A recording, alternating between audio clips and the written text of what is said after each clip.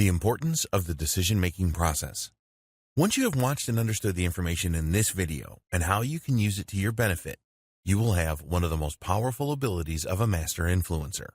Once you master the information here, it will make everything else that you have learned so far throughout this training come together as a well-oiled machine. Being a master influencer is all about your ability to convert others to your point of view. In other words, how effective you are at getting them to take the action that you want. For your audience to take the action that you want, they have to decide to do this on a conscious or subconscious level. People need to decide. Every action that a human being takes is the result of a decision. Pulling your hand away from something hot is an automatic decision. Making a purchase of a product or service takes more time to decide. Knowing how people make decisions will greatly help you to influence them. It is very important that you understand that the need to avoid pain and gain pleasure will always have a significant impact on the way that people make decisions, no matter what kind of character they are. We're talking about the bigger decisions here, like wanting to buy into your philosophy, for example. We're not talking about automatic decisions that are instinctive, such as avoiding danger. The decisions here require thought and time and have consequences for the person making them. They need to think everything through before deciding. Different types of decision makers. We will now take a look at the different types of decision makers that you are likely to encounter. This is important to you because each type will use a slightly different process to make their important decisions. The thinker. We all know people that are thinkers. They like to scrutinize everything and weigh up the pros and cons of the outcome of making a decision. Thinkers will not come to a decision until they have done this. They believe that they are outsmarting the opposition, you as the influencer, by being very methodical. Thinkers like to get their hands on all the information that they can. They try and restrain emotion and only use rational thought. This does not mean that they are not open to new ideas. You need to structure your presentation to thinkers so that they can analyze the detail and understand the mechanics of everything. If you don't do this, then you will lose them. The best way to influence thinkers is to involve them in the entire process. Be sure that they understand how you arrived at all of your conclusions and provide evidence to back this up.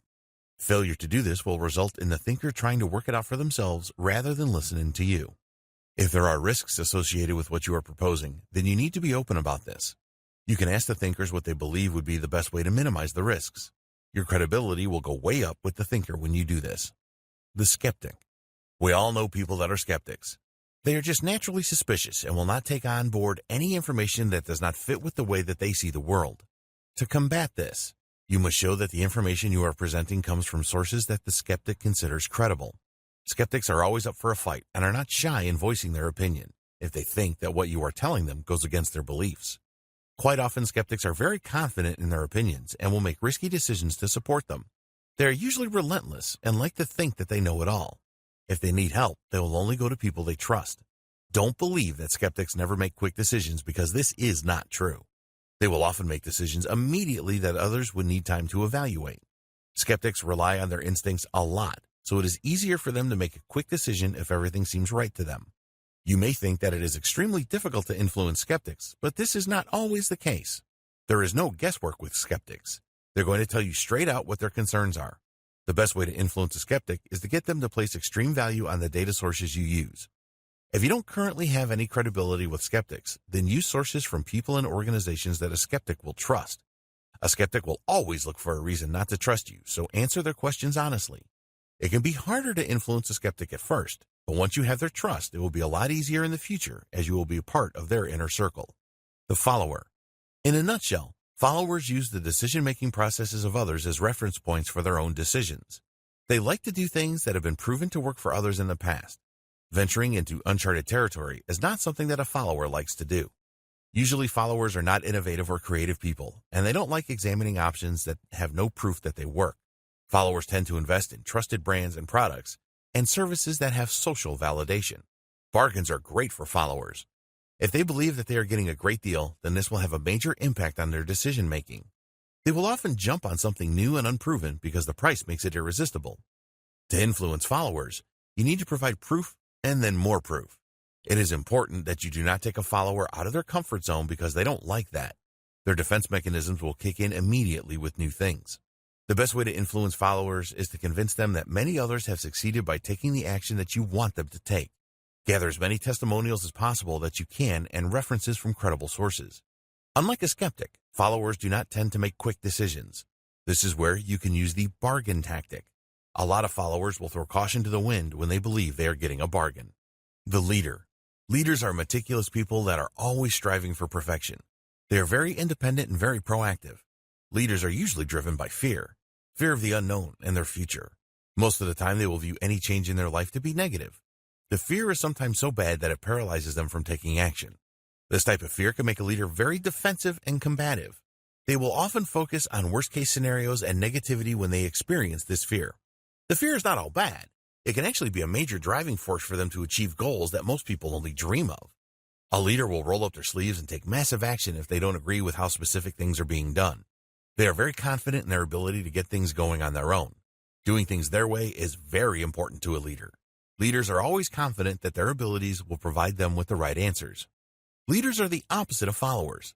They don't need to see that something has worked for others to take action. Instead, they rely on their instincts, and when they make a decision, they always have to be in control. Their decisions are usually based on their own judgments. Rarely will a leader ask another person for advice. A leader fears losing control more than anything else. This can work for and against them. They believe that they know what is right and what is wrong, and their way is always the right way. To a leader, most things are black and white, and gray areas never come into it. Failure is not an option, so leaders tend to avoid risk and accountability. It will be more of a challenge for you to influence leaders than any other type of decision maker that we have discussed in this video. Trying to influence them directly will not work. You have to influence them in a way where you get them to influence themselves. The two drivers you have are time and fear. Leaders work at their own pace and will not be rushed, so you need time. The other thing that you need to do is to reduce their fear to a minimum so that they can convince themselves that your message is sound. Trying to force a leader into doing something is a total waste of time. You can give a leader the best advice that is all totally genuine and true, but if they suspect you of having a hidden agenda, it doesn't matter if you don't, they will be very defensive and even combative towards you. In this situation, a leader will ask you questions relentlessly. Keep your composure and be patient. Don't be defensive yourself or take things personally. Keep in mind that fear is driving their behavior, and it is not something that you have said or done.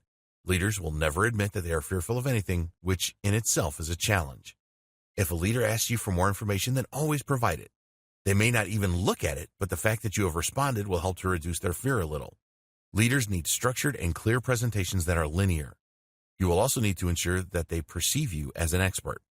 They will appreciate your presentation more if you do it with power, authority, discipline, and command. Leaders like confident people that know what they are talking about. A leader will take all of these factors into account and then influence themselves to take action. That is the only way that you are going to get them to do what you want. So always give them the perception that they are in control. Leaders do not like conventional selling methods, so never try to sell to them. You are just providing them with an opportunity. It is up to them to influence themselves to go for it. The enthusiast. The enthusiast is always looking to get involved with something new. They look on new ideas enthusiastically and make it their mission to find out how the idea can benefit them and those around them. Enthusiasts like innovative ideas and have no problem with revolutionary thinking. Imagining the possibilities of an idea really drives an enthusiast. They are responsible people and always focus on the bottom line. You will find that enthusiasts interact a lot and they usually make decisions easily. They will take risks if they believe that the rewards are worth it. Enthusiasts hate wasting time and hardly ever procrastinate. When the time is right for them, they will make the decision. Decision-making with enthusiasts begins with excitement. They will then look for facts to back up their enthusiasm. If they are unable to find the facts, then their excitement for the idea will quickly diminish. When you are presenting an idea to an enthusiast, then you don't have to provide too much detail, but they will want you to provide a detailed plan of how to implement the idea successfully. If you don't have a plan for them, then they will go off of your idea fast. You need to understand that most enthusiasts have been burned in the past because they make decisions fast without thinking everything through. So you need to work on ensuring that their enthusiasm for your idea does not diminish.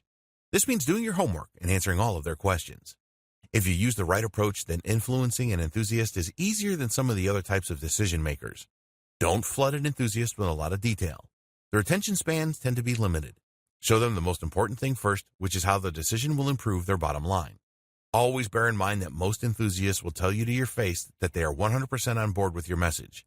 Unfortunately, some of them will change their mind a little later. You can mitigate this to some extent by providing them with the information that they need and being credible and confident. In the next video, we will discuss what you can do to maintain your ability to influence.